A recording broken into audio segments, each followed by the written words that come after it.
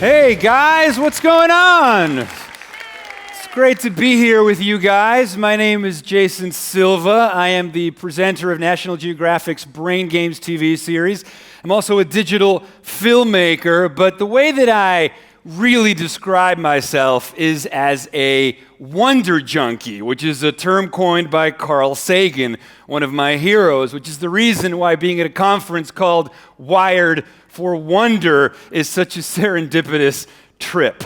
So I'm thrilled to be here in Australia with you guys, and let's get started.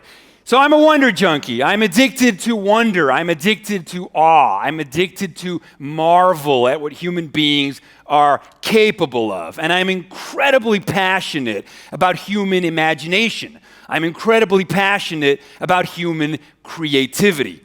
And this has turned into a passion for technology, because I believe that technology is the embodiment of human creativity. I believe that technology is the literalization of the human mind in the world. Technology is how we turn our mind inside out. The cognitive philosophers David Chalmers and Andy Clark describe technology as a scaffolding of mind that extends our thought, our reach, and our vision. And it has always been so. 100,000 years ago in the savannas of Africa, when early hominids first picked up a stick on the floor to reach some fruit that was on a really high tree, we've been using our tools to extend our reach. We've been using our instruments to extend our agency and our volition. Now, today we live in a world of disruption. Today we live in a world of accelerating change. We live in a world where it feels like the rug is being pulled from underneath our feet. See, 100,000 years ago, we may have been innovating slowly technologically, but these changes accrued over many, many generations. So back in the day, you were born and you died in a world that didn't change very much. But we don't live in that world anymore. Now we live in a world in which the change is happening within our own lifespans, and that's what makes it so hard to fathom. See, our brains evolved in a world that was linear and that was local. And so our intuition about change is linear. But now we live in a world, as Peter Diamandis likes to say from the X Prize Foundation, now we live in a world that is global and that is exponential, a world powered by exponential technologies. But again, our intuition continues to be linear. Our instinct continues to follow this linear trend, when in fact that does not correspond with the world that we live in today. So how do we get over this future blindness? How do we transcend this linear lens that makes it so that we can't quite predict what's happening? Well, there's a great example that Ray Kurzweil, one of my heroes and the head of engineering at Google, uses to very quickly get your head wrapped around the implications of exponential change. He calls it the 30 steps example. Now, if you take 30 linear steps, 1, 2, 3, 4, 5, where do you get to? You get to 30. That's linear change. 30 steps gets you to 30. Okay, that's our intuition, that's our instinct. That's not how the world works. Now, if you were to take the same amount of steps, those same 30 steps, but each one was exponential, right? You'd go 2, 4, and by step 30, guess where you are? A billion. Now, this is what starts to blow my mind a little bit. So 30 linear steps gets you to 30.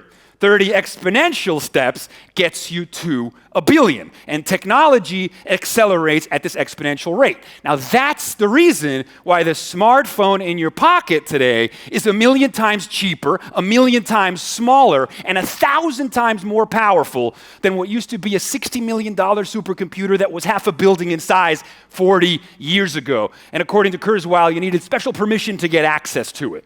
So think about that kind of transformative disruption. What used to be half a building in size and cost $60 million has now shrunk down to a device that fits in your pocket, that is in fact 1,000 times more powerful. How does this transform what becomes possible? How does this transform our potential? As the folks of Singularity University likes to say, a young kid in rural Africa with this smartphone today has better communications technology than a US president or a head of state had 25 years ago. So the tools to change the world are now in everybody's hands. And these information technologies are continuing to advance exponentially. In the next 25 years, this will shrink down to the size of a blood cell, interface directly with our bodies and brains, further reverse engineering us from inside out. So this is what's coming.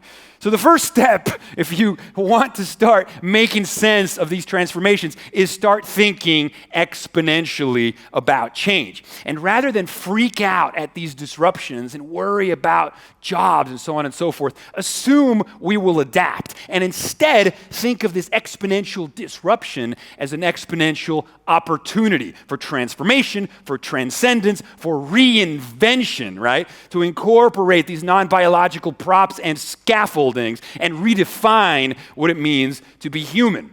As Marshall McLuhan used to say, first we build the tools, and then the tools build us. We are in a symbiotic relationship with technology, and it has always been so.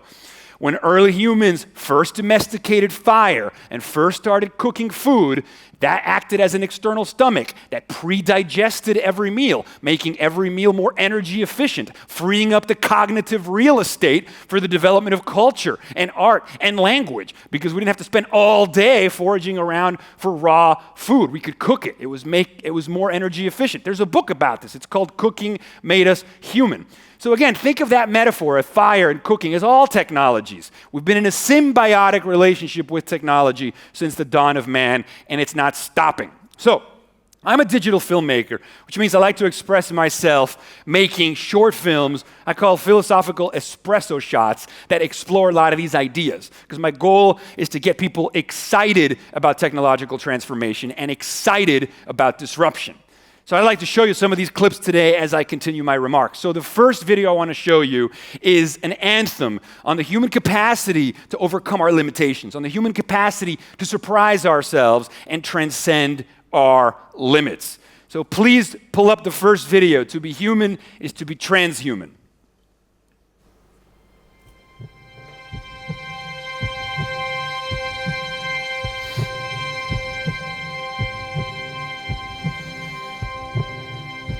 So there's a great line by Shakespeare in which he says, "We know what we are, we know not what we may be." And in the age of accelerating technologies in which we extend the cognitive reach of our minds, the perimeters of our humanness with these extensions of self, these exoskeletons, these technological scaffoldings, the wings of our aircrafts and the signals traveling through our smartphones, sending our thoughts electrified at the speed of light across oceans of sky. We redefine and extend what it means to be human.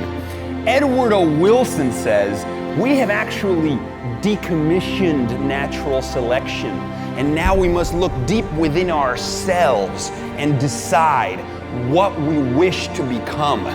We are now the chief agents of evolution. We have reversed engineered the software of biology and are about to rewire and upgrade and redefine what it is to be a Homo sapien. Juan Enriquez uses the term Homo evolutus, the being that evolves itself, that transforms itself, right? Ray Kurzweil, we didn't stay in the caves. We haven't stayed on the planet. Biology, just another membrane to be transcended. Marvin Minsky used to say, will robots inherit the earth? Yes, they will, but they will be our children. I love this idea because we hear the term transhumanism, and what it means to be human is to be transhuman. We are the species that transforms and transcends. We never stopped. We always did. It's what we are. So again, we're talking about exponential change, and we're talking about the human capacity to overcome our limits. Now, I travel around the world. I try to get people thinking exponentially. We talk about Moore's Law, and people usually will buy it because they'll say, well, yeah, I've seen the world change over the last 10 or 20 years. I've seen the computers shrink and get better, so I've seen how digital disruption works. But what about the world of concrete and flesh, right? That physical world in which we live on a day-to-day level. Certainly that is not changing exponentially, people say. Well, it turns out that it is going to be changing exponentially. So take biology. With biology, what's emerging now is the field of biotechnology. Biotechnology means mastering the information processes of biology, because biology is an information process. We are linguistic beings. DNA is code. We are made of language all the way down. And now we're mastering the capacity to reprogram and author and play with the canvas of life itself. We have truly decommissioned natural selection. The physicist Freeman Dyson, for example, envisions a very near future where a new generation of artists will be writing genomes with the fluency that Blake and Byron wrote verses. Think about that for a second. Us writing poetry with the substrate of life itself. Life rewriting its own code. Its intelligent design at last. I mean, this stuff is insane. And the field of synthetic biology, for example, gene sequencing right now is accelerating 3 times faster than Moore's law. So we're progressing 3 times faster than exponential in our capacity to sequence our genes, right? The guy that created the first synthetic organism, Craig Venter, when he was announcing what he had achieved, they asked him, "Are you worried that you're playing God?" And he said, "Who's playing?" Which I thought, spot on, because that's what's happening right now, right? So healthcare is about to be transformed. Personalized medicine. I know the X Prize Foundation had a contest for somebody who could design a medical tricorder, smartphone-sized device that could diagnose you better than 10 board-certified doctors. Imagine that deployed in a rural village. Lab-on-a-chip technology, apps for biology, quantified self-revolution, reprogramming our genes away from disease, away from aging. Our genes are little software programs. Look, Silicon Valley gets it. There's a reason why Larry Page, founder of Google, created Calico, the California Life Extension Company. He had a Time magazine cover story called Google and the End of Death. So this stuff is happening. A redefinition of the human being is what's emerging. So that's biotechnology, accelerating exponentially. Then you have nanotech. Now this stuff is crazy. I recommend the book by Eric Drexler. It's called Engines of Creation. That's how he describes nanotechnology. With nanotechnology, we can pattern atoms, which are the building blocks of the physical world, the same way we pattern ones and zeros in the digital world. So if you've seen what the repatterning of ones and zeros has achieved in the world of computers, right? Imagine what we can do to matter when we can pattern the bits, the atoms, right, of reality. So matter becomes a programmable medium on the back of nanotechnologies, right? Software that writes its own hardware. Just think about that for a second. So these 3 overlapping revolutions, biotechnology, we have nanotechnology, and of course, AI, artificial intelligence, the digital revolution that's going to continue, non-biological thinking, non-biological intelligence continuing to advance exponentially in a symbiotic relationship with our mind, right? We are cyborgs. We have always been cyborgs. Again, we build the tool builds us, and so on and so forth. These 3 overlapping revolutions of bio, nano, and AI together, coalescing in Silicon Valley it is said, are leading us towards a technological singularity. And this is a beautiful metaphor because the singularity is a metaphor borrowed from physics to describe what happens when you fall through a black hole. Namely, the laws of physics as we know them get all warped and weird. And so it's a beautiful metaphor to describe what this future is going to be, because in a way it's like us trying to explain to a really smart chimp the nuances of Shakespeare. Why it's so beautiful and poetic and so on and so forth. The chimp is smart. It's real humanoid seeming, but it simply lacks the wetware to conceive of the poetry of Shakespeare. And we too, right, lack the wetware of truly conceiving of what's going to become possible on the back of these technologies. But again, this is not science fiction. This is what Silicon Valley is thinking about. People who understand exponential change realize these are data-driven extrapolations. This is what's happening. So I think the role of the artist is to realize that the future is the present and to use his work to prepare the grounds for it. So please, let's watch the next video, The Future of Us. So let's talk about the future of us. What does that even mean? The future of us. It's a look at what comes next. It's a look at what might be. Because today, exponentially emerging technologies are transforming what's possible. They're helping us overcome, transcend even biological limitations. The very rules of what it is to be human are up for grabs. We're rewriting the software of life with biotechnology. We're turning matter into a programmable medium with nanotechnology. We're creating sentient minds with artificial intelligence that are not bound by the limitations of biology. These three overlapping revolutions, GNR, genetics, nanotechnology, and robotics, together will be leveraged to lead us towards a black hole-like, impossible to fathom singularity. It's like staring into the sun, a moment of a rousing symphonic climax when all of mind, leveraged and networked together, transcends its biological origins and we become something more. People worry about the AIs and the them. Well, as Kurzweil says, that's gonna be us. The future of us is ours to dream up. So, as these technologies continue to power our world, continue to fuel these disruptive, transformative changes, there is some apprehension because it's happening really fast and people get a little bit freaked out and they feel like maybe we're playing God too much or maybe we're fundamentally messing with the natural order of things and so on and so forth. And that comes from this false duality, this false belief that technology is somehow unnatural in some capacity, right?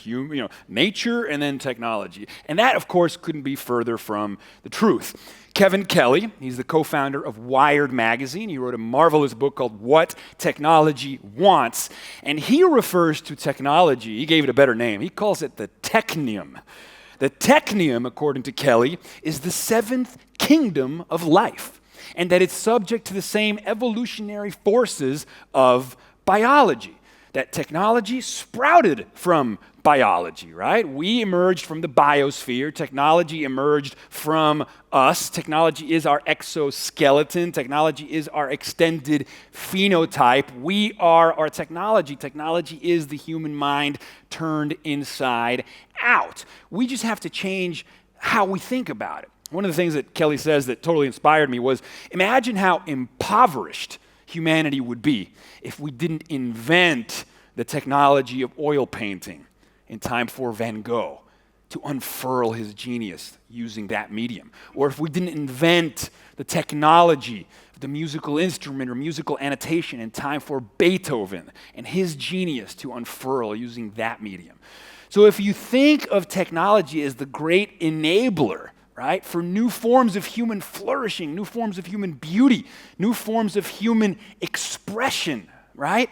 This should change your relationship with this concept of technology. New possibilities. What possibilities might become possible on the back of these tools? When biology becomes our canvas, when the world becomes a programmable medium. Terence McKenna, the psychedelic philosopher, used to say, we live inside the condensation of human imagination. The man-made world is the condensation of human imagination. We literally take in matter of low organization, we put it through the filters of the human mind, and we extrude space shuttles, airplanes, and iPhones. That is what it means to be human. And furthermore, as these man-made systems become more advanced, they're starting to mirror systems found in nature, which again reveals this false duality and reminds us that it's all part of this emergent sort of evolutionary force, this extropic force, right? That's what life essentially is, right? Life moves towards greater complexity and organization. It's the opposite of entropy in some ways. And so this next video takes a look at the patterns, what we're seeing between man-made systems and natural systems to make the case that they're both one and the same. So please show the patterns video.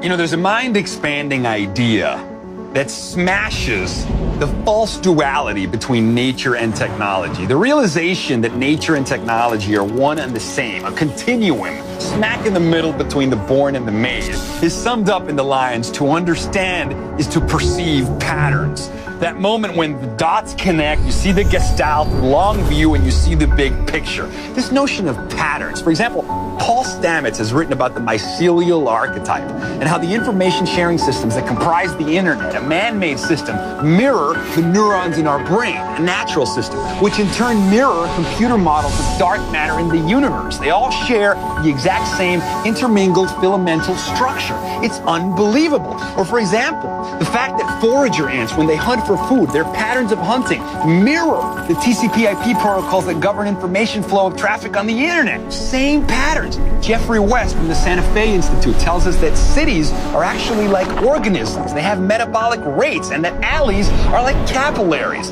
Fly an airplane, look at a city from the sky. It looks like a motherboard. It looks like a microchip. Information arranged, evolution, life, sentience, mind. To understand is to perceive these patterns. There is no duality between nature and technology. It is all one and the same. All right. So things are getting weird, but also interesting. And having said all that, what does it all mean if we're not going to leverage these transformations and these realizations to make a positive impact on the world? Because that's what it's all about. If we're not using these tools, these new construction kits for our reality, for positive social impact, then we have failed. So I think it's very important for us to become impassioned about these ideas, to identify what are we most curious about, right?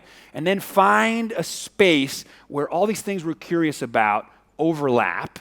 And that's where there's neurobiology, and that's where there's passion. And then find a need in the world that can be served by your passion. And then passion turns into purpose. I can't emphasize this enough, because if we don't get people impassioned and excited about the potential of these tools and about your potential to use these tools to make a positive impact on the world, then we have failed.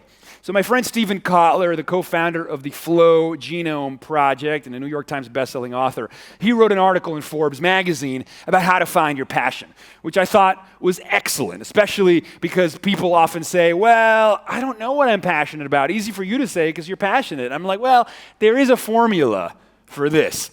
And so this next video is precisely about how to identify your passion following a very simple formula, and then we'll get to the end after that. So let's show the next video, how to find your passion.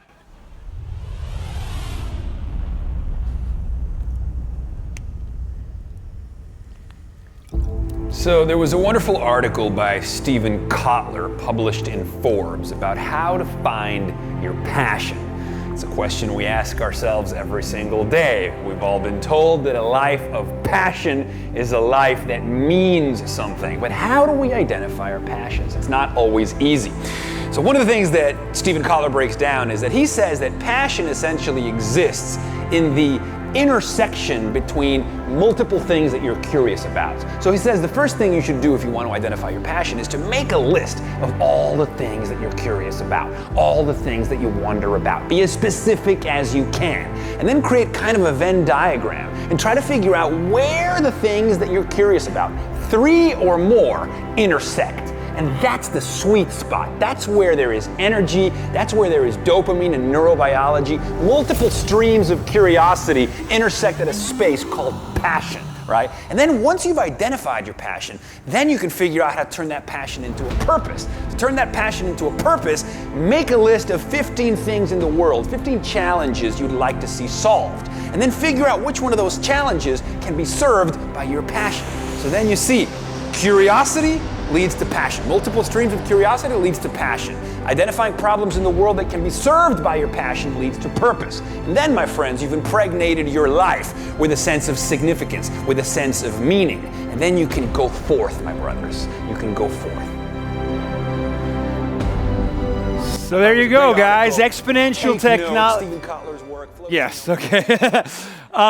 So my goal is to get you guys impassioned, to use these tools, to take advantage of these disruptions, these exponential opportunities that we have before us to make a positive impact on the world. And Basically, a while back, I created a digital campaign to get people really excited about the possibilities for social impact, and we called it the Redefining Billionaire campaign. And the key idea was, and I'm running out of time, so I'm going to go through this, but the key idea was that in the age of exponential technologies, our ambitions should be bigger than ever before. So if you consider the fact that now everybody wants to create a startup, everybody wants to be the next Mark Zuckerberg, create a startup, sell it, become a billionaire, so on and so forth, that how about we redefine this term of being a billionaire to go beyond making $1 billion? Because that's old school. The new billionaire, the idea of redefining billionaire is that today, a billionaire is somebody who comes up with an idea, an algorithm, a software platform, an app, whatever it may be. Maybe it's a piece of biological code that can positively affect the world, that can positively affect 1 billion people in the world. So the new billionaire is somebody who can come up with an idea that positively touches 1 billion people.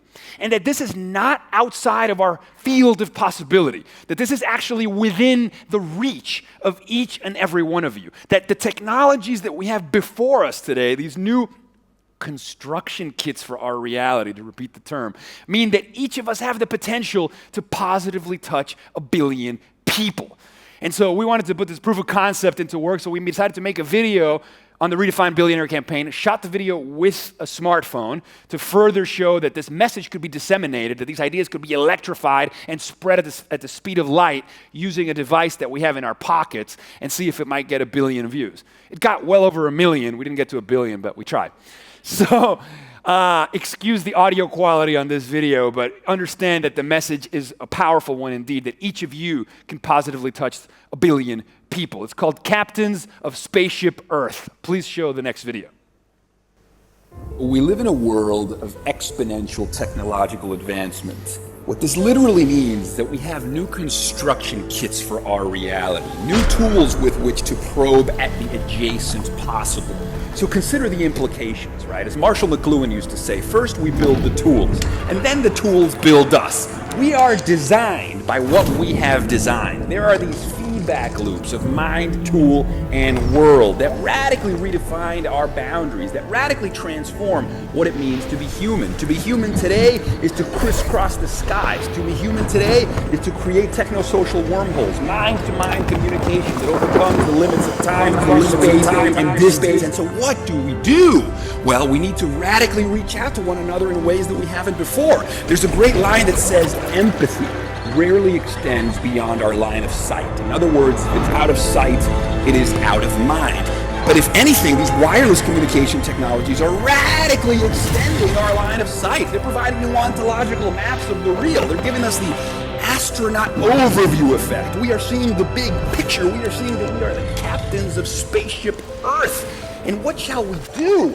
We need to extend our hands to one another. We've never had such tools to overcome all of the limitations of our humanity. We have the power, we have the will, we have the capacity, the creative capacity to overcome our limits. And so today, billions of us linking to one another, creating a global node, a global brain. What is the new definition of billionaire? The new definition of billionaire is he who will positively affect the lives of 1 billion people.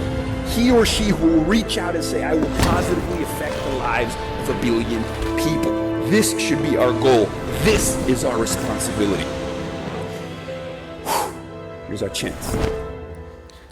It's a good message, right? We can do this. Thanks, guys.